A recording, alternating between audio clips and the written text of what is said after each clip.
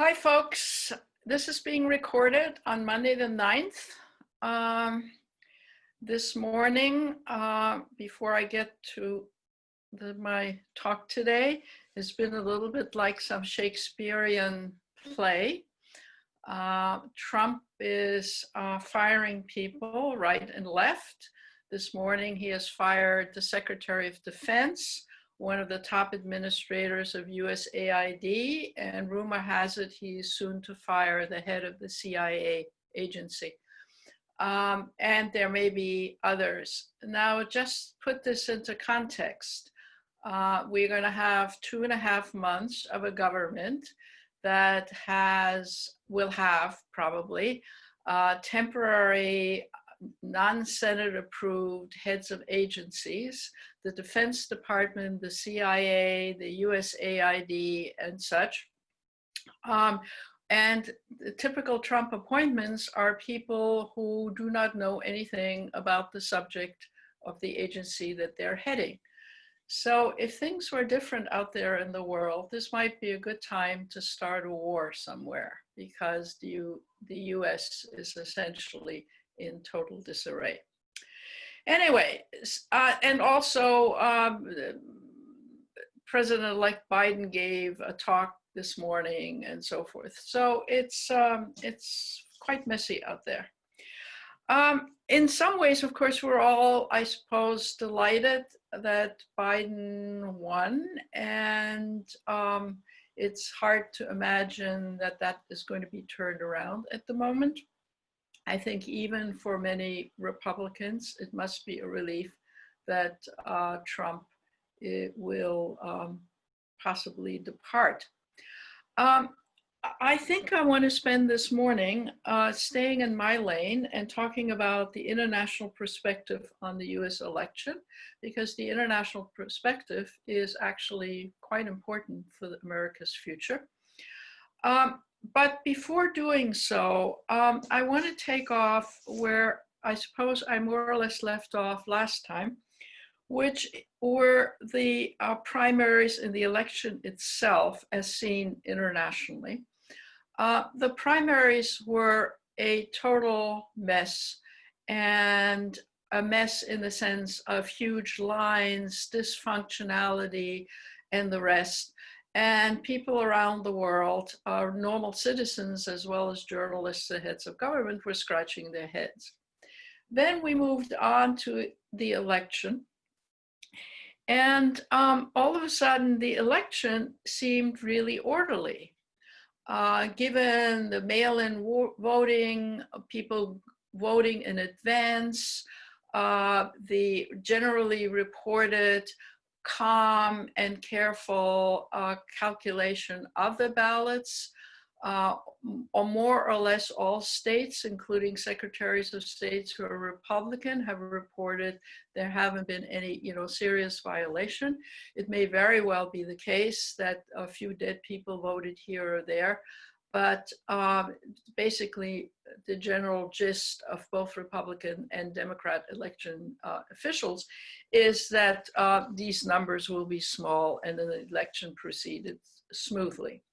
So now if you're overseas, you say, well, it looks like they got their act together and 4 or 5 million more people elected Biden than Trump, voted for Biden rather than Trump. And the electoral college business is almost impossible for anybody overseas to understand. I mean, why don't Americans vote, and then whoever gets most votes gets elected? Now, I don't mean to be simple-minded about this, but the fact that every state runs elections differently, and the fact that very underpopulated states seem to have more leverage in the electoral college, et cetera, leads everybody overseas to wonder why supposedly the most technological advanced country, or at least that's what we think of ourselves, can run such an incredibly messy system and can be so devoid of applying, normal election methods that are used in most industrial countries. What, of course, people don't understand is the history of our electoral college. which made some sense early on in history, but of course makes almost no sense whatsoever right now. By the same token, it's hard to imagine that we're going to drop the electoral college system because it is so difficult to make an amendment to the Constitution and to change things. So there doesn't, in my view, there isn't much hope of this incredibly complex, convoluted system to be changed. But it's not surprising that our messy voting process leads really to dismay amongst our closest allies and wonderment on the part of more or less everybody else who's paying any attention to the American election, which, by the way, almost every country in the world and populations in the world now with iPhones and technology and so forth was able to follow to some extent. What is even more difficult to understand is President Trump digging in its heels of leaving office and accepting that he has lost the election. In recent years, one has been talking about illiberal democracy everywhere in the world, which means, in English translation, that countries have votes and seemingly democratic elections, but then whoever the dictator is continues to stay in office, either because the election results are distorted, and it is said that 97 or 98% of everybody voted for whoever the dictator or authoritarian leader was, or alternatively, people will say the election results don't even have to be counted properly. So in my neck of the woods in Africa, there have been several recent elections that have just been like that, and there are a few forthcoming, which is there have been elections, people go to the polls, and whoever the dictator is stays in power. And I must tell you that to lots of people in the world, if you read the international press to some extent, that's what the US looks like. It looks like the election was won by Biden, and it looks like the authoritarian Trump is not leaving office. The fact that this process will continue to unwind itself and that it is unlikely that this will be turned around is to the credit, I suppose, of the US. But we are not gaining in admiration for our democratic process by Trump acting the way he's acting, rather than graciously accepting defeat and congratulating the newly elected president. Noteworthy is the fact that former President Bush did, in fact, put his right foot forward and congratulated Biden and Kamala Harris and is accepting the outcome. So that at least he, amongst Republicans who are still under hiding various beds and in closets, did the right thing and did the honorable thing. And so that's a plus, it seems to me, for the traditional Republicans. In any event, the world has been transfixed in our election. Almost nothing else has featured.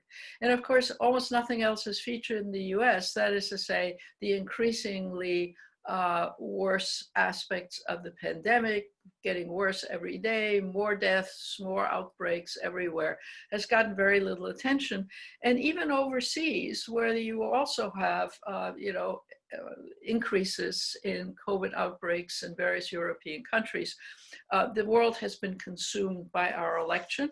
And it's important to say that the world has been consumed by our election because the fact that it's been such a mess, and the fact that people are scratching their heads and that the outcome is being disputed is yet another sort of nail in our coffin as a country which leads as a democracy and the values that others have sought to emulate after the Second World War.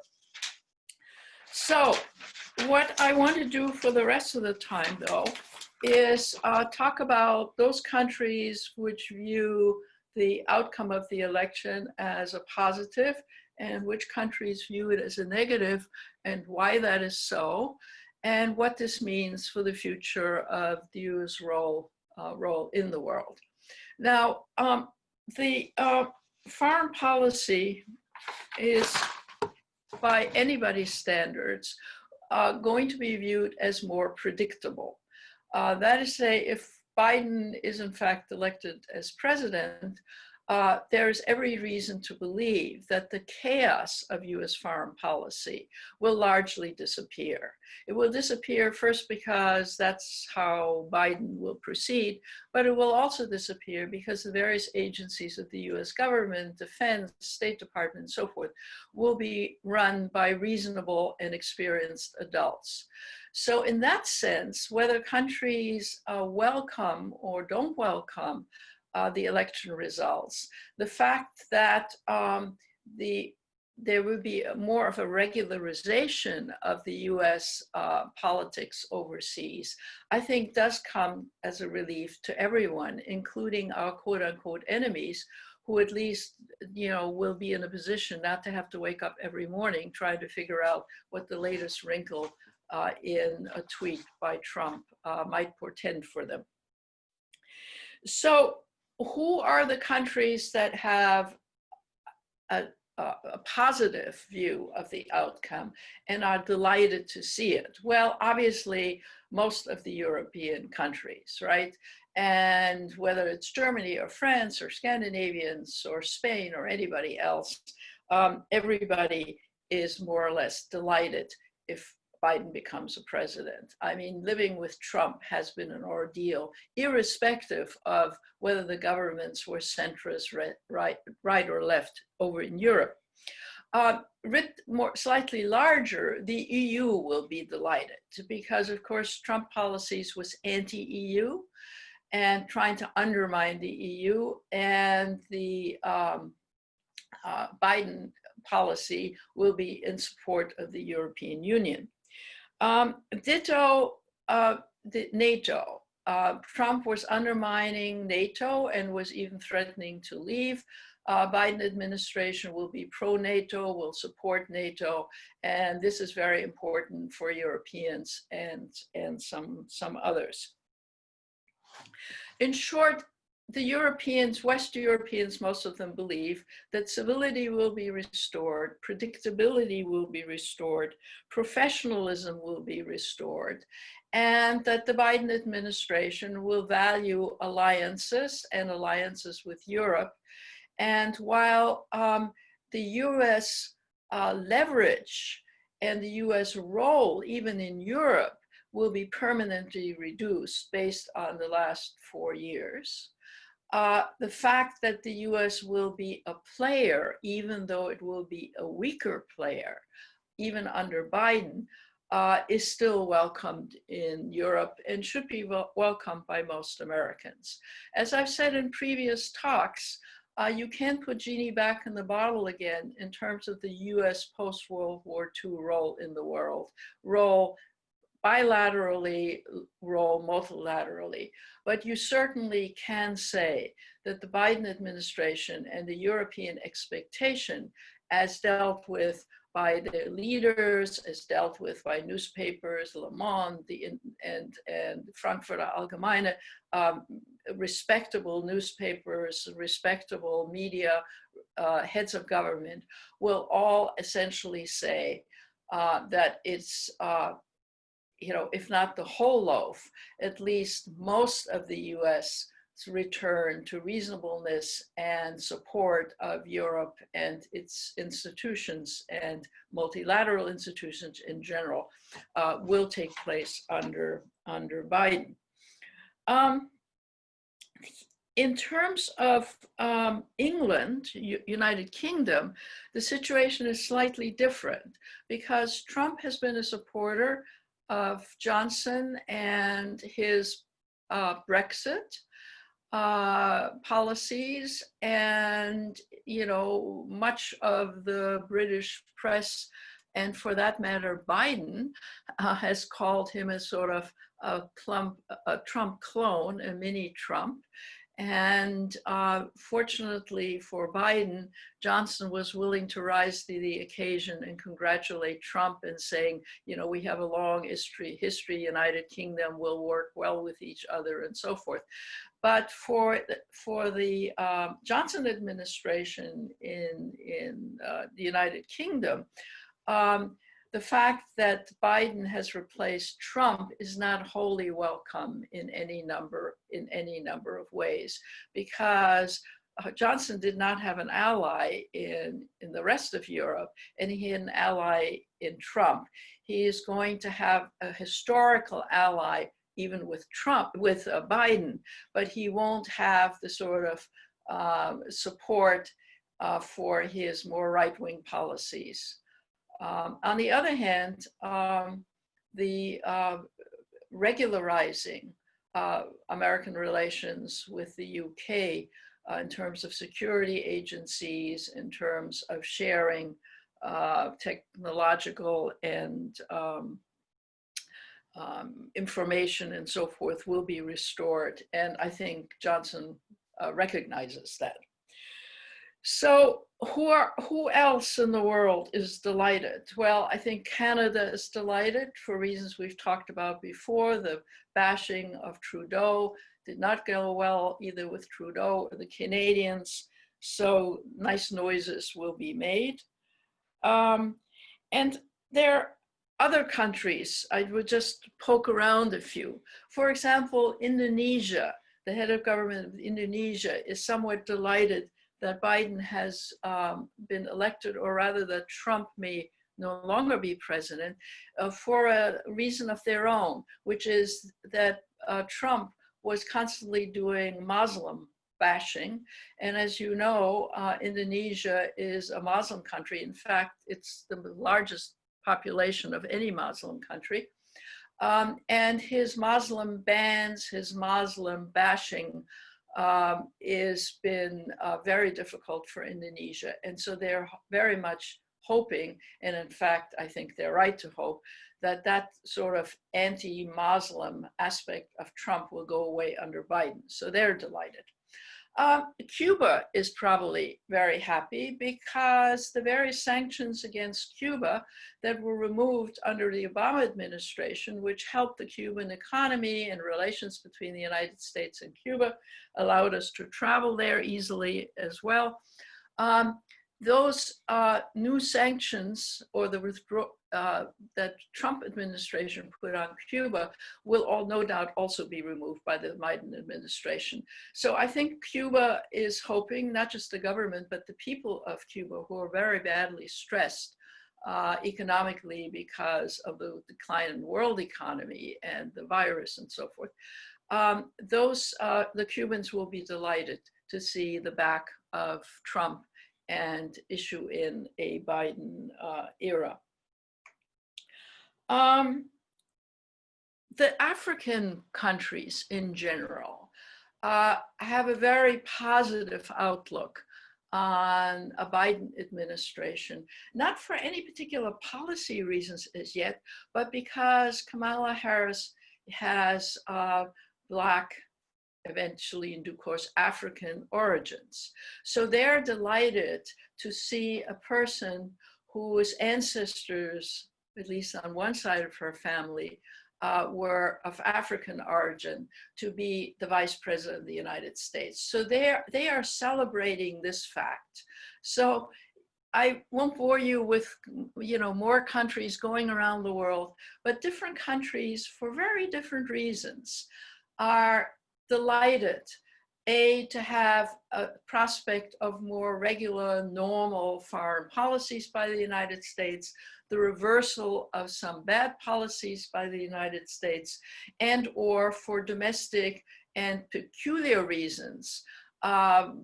Indonesia, Cuba, I gave you two African countries, be delighted to see the Biden administration.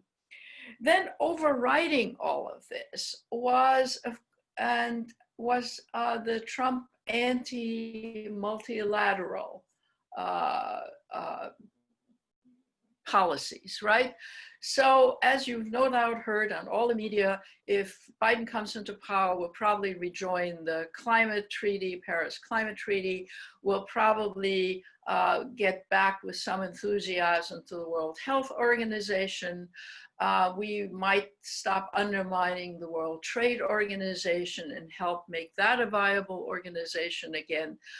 We will play a larger role in almost all multilateral agencies from which we either have withdrawn or just sort of tread water or cut our budgets or harass them, the heads of the agencies and so forth. So the whole multilateral edifice that was built after the Second World War, which admittedly needs reform. I'm the first person to say that many of the multilateral treaties and agencies and organizations badly need reform. But for the US to play a role in helping to reform them, which the Biden administration would do, is just fundamentally different than a Trump administration, which wants to get rid of all multilateral participation on the part of US and wants to do multilateral treaties and wants to not participate in multilateral treaties and so forth.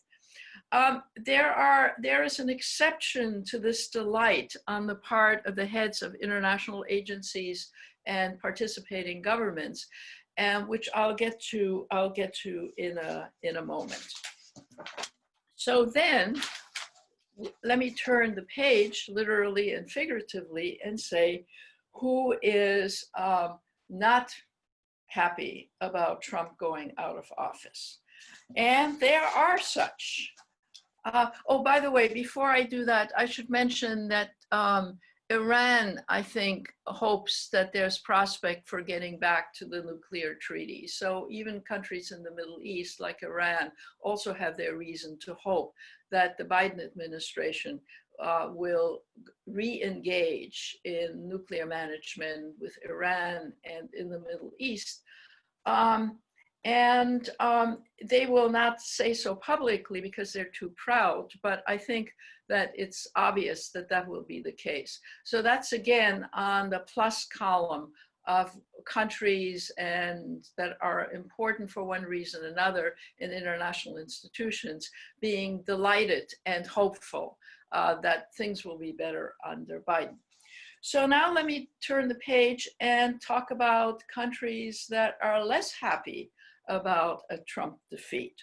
Well, one would be Saudi Arabia, right? Because the Trump administration had all kinds of deals with Saudi Arabia, and Saudi Arabia was playing an outside role in the foreign policy life of the Trump reign.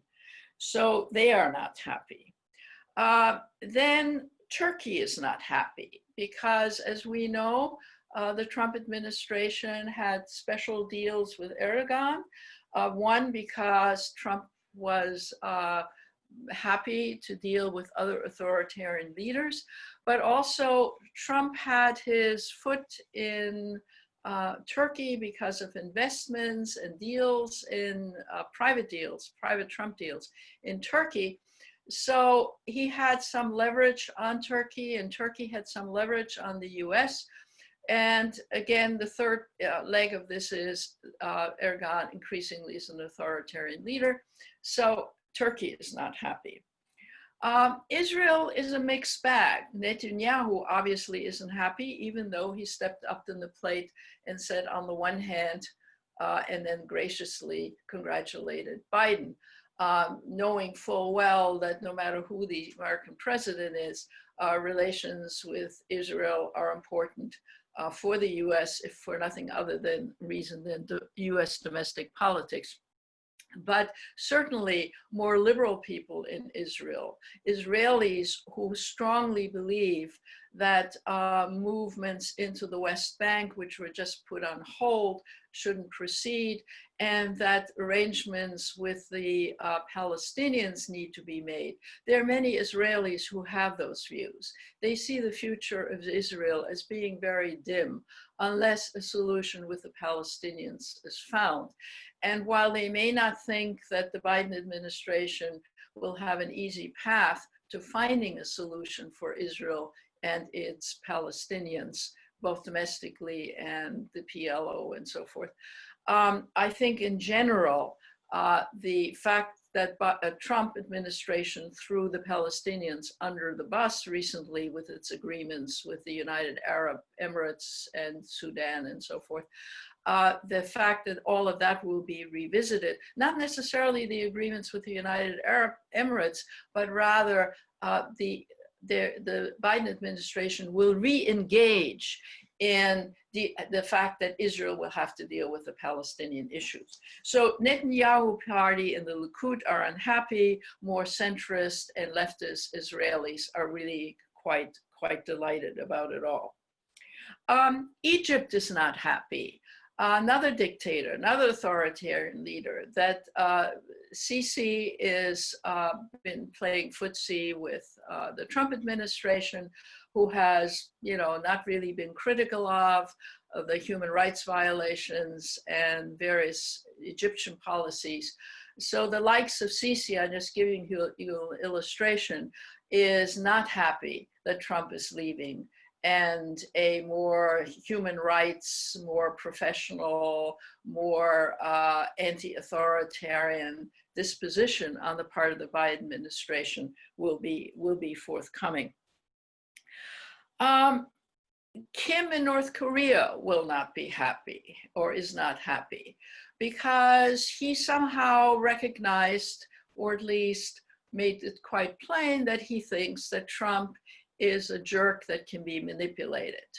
And the fact that the Biden administration will proceed more seriously with North Korea, and he no longer has the automatic sort of psychological alliance with Trump, will make Kim in North Korea unhappy.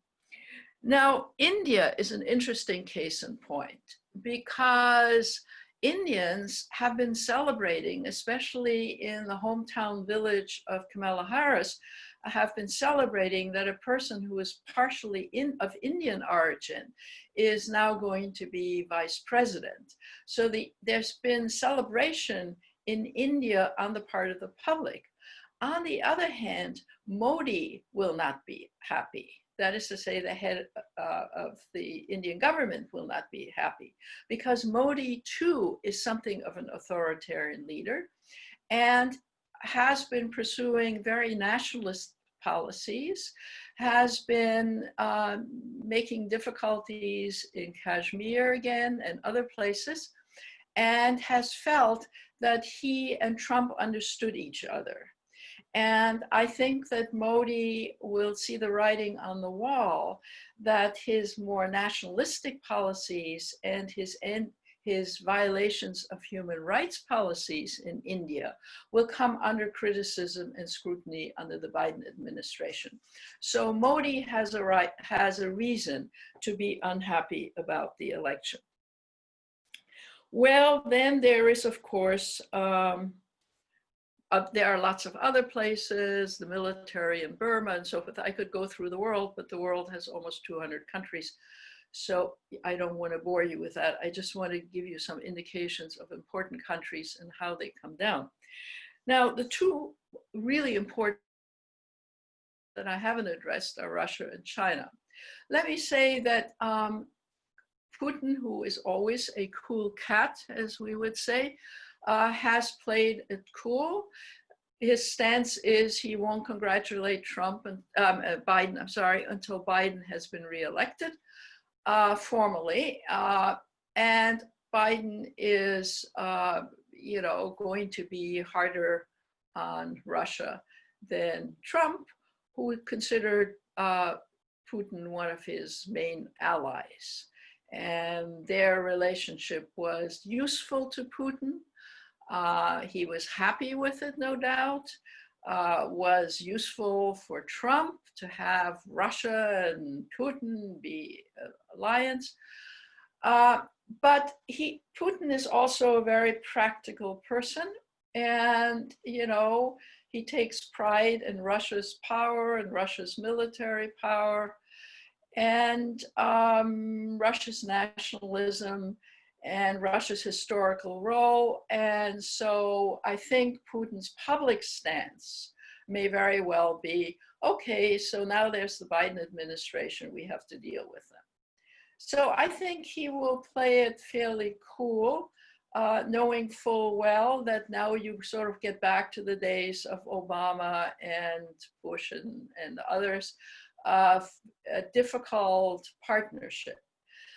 What I'm less clear about is to what extent Putin, having tread water during these pre-election times, now feels that he can move more strongly in Belarus, helping the dictator there stay in power. The same thing with Azerbaijan, which I can never pronounce, and which is making progress and taking over the Armenian territories. To what extent will Putin feel empowered to step in there more than he has been willing in the last few weeks? It's hard to calculate, and it really is a totally different discussion than what we're having this morning. But Putin may feel that he wanted to give Trump a break of not having to criticize Putin before the election, and he may now feel somewhat more empowered to move ahead on various fronts because it's not going to make a huge difference to the American administration, which will condemn it, but it will not do much more probably than condemn it. So that's, Russia is, I think, an unknown quality in terms of the next few weeks or month, though I might want to get back to it at some subsequent talk. So now we get to China, and China is absolutely fascinating in this. Xi, and along with Trump, has been one of the cool cats. He has not congratulated Biden. He is taking a wait and see attitude about the whole matter. What does one think if one is China right now? First, one thinks that one still is going to pursue one's policy of essentially putting out tentacles all over the world. For those of you who read the New York Times, I think it was business section this morning, China is even making inroads in the Caribbean, which you would think under the Monroe Doctrine and other things would be American terrain. China sees itself as the leading power of the future, and to some extent it has to, at some levels, get along with the US for economic and other reasons, but it's not going to feel terribly handicapped either way. In terms of its design on being, in the decades to come, the greatest power in the world. So they, to some extent, they can play it cool on this front. Of course, Biden also has done a fair amount of China bashing, right? As is natural with a declining power, which tends to bash a rising power, right? There is reason for any US administration to be critical of aspects of the Chinese policy. So that's not the issue. The issue really is to what extent will the China bashing increase under Biden, or will he try to find ways to get along and make reasonable accommodation between the United States and China? So the most serious thing I think that she has to fear is that the Biden administration will come down harder, or will come down at all, because Trump really didn't, on human rights violations in China. So the Uyghur situation, the Xinjiang situation in Northwest China, and the putting the Uyghurs under lock and key up there is something which Trump didn't touch. He didn't really criticize the Chinese very much on that, but I bet the Biden administration will do so. They will push the Chinese and that on that issue. And that then raises the question, are the Chinese, in order to find accommodation for other things they're interested in, to kind of moderate their policy up there?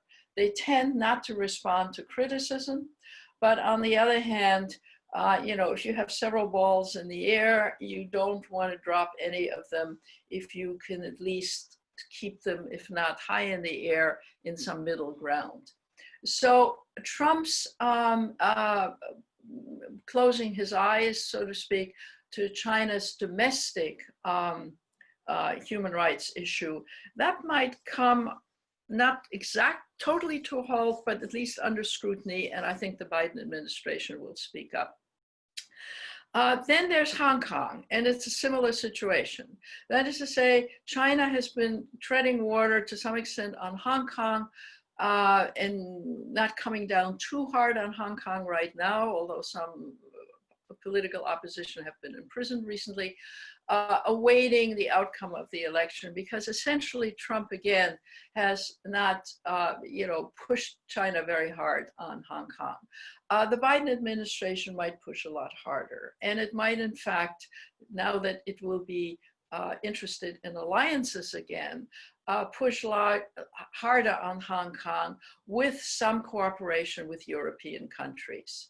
So I see both the internal Uyghur situation as well as the Hong Kong situation, two areas where China will be very unhappy with the Biden administration. I don't know why I keep saying Trump, with the Biden administration. And I think we'll have to watch it because it might be of interest. On the other hand, from the perspective of China, it too recognized what a colossal, messy, incoherent administration the Trump administration was. And they will be delighted to see less of a mess, more coherence, a State Department which functions properly, and a better readout for them where the US stands, for example, on various trade issues and so on. And I think trade and the future role of the WTO and will be high on the agenda of the Biden administration. Who heads the Commerce Department will be important. But in spite of the fact that Biden has been quite critical of China, I think the truth of the matter is that the Chinese, on the one hand, can see problems for themselves in a Biden administration. And on the other hand, I think they might even think that negotiations and agreements will get them further. And I think the disposition of the Obama administration was negotiate and try to agree with China on the things you can agree on, for example, climate change, and some trade, and some ways of dealing reasonably with technological issues and so on. And I think that the Biden administration will try to re-engage those kinds of policies. So China and the American-Chinese sort of gridlock, I think, will to some extent be mediated and will be reduced. And I think gridlock is the right word for any number of countries and the international system as a whole. I think that they will, in general, believe that at least having competent US government and not having, to deal with presidential tweets in the morning is to some extent welcome, because it makes it easier for them to orient themselves, whether it's in favor of a policy they're pursuing, or whether it's try to negotiate with the US to put something in place that they want and the US is opposed to. I mean, even if you have an opponent and even if you disagree, having professional negotiations, feeling that professionals are heading various branches of government, feeling that the people that head various branches of government actually know what they're talking about, must, even to enemies of the US or critics of the US, come to be welcome. And in that sense, I think the world is breathing a sigh of relief, even those who were allied with Trump and would have welcomed continuing his being in office and his policies. So let me just summarize. I think that the mess of the US election and the mess of the next 2.5 months will further diminish respect of the US in the world. I think people continue to scratch their heads and can't figure out what in the world is going on. The fact that the President of the United States is acting like a two-pot dictator, is that the right term? Like people are used to in various third world countries. The fact that we have democratic elections and then the leader disputes the election, even though the outcome in the US will presumably be that Biden in the end will come into power, and that is often not the case in the third world. All of these things, I think, diminish the US as a role model. And the faster that the Biden administration gets a handle on things, appoints people that are known to foreign ministries around the world, have experience in other countries, are not the lobbyists for the various agencies that they're running, and so on. I think all of that will be welcome. And I think that obviously the world has to tread water until Trump finally goes, and it may continue to be very messy, and we'll have to watch and see. Now, I realize I've run over the half hour, but this has been an unusual set of happenings. So thank you for tuning in, and see you in a couple of weeks. Bye.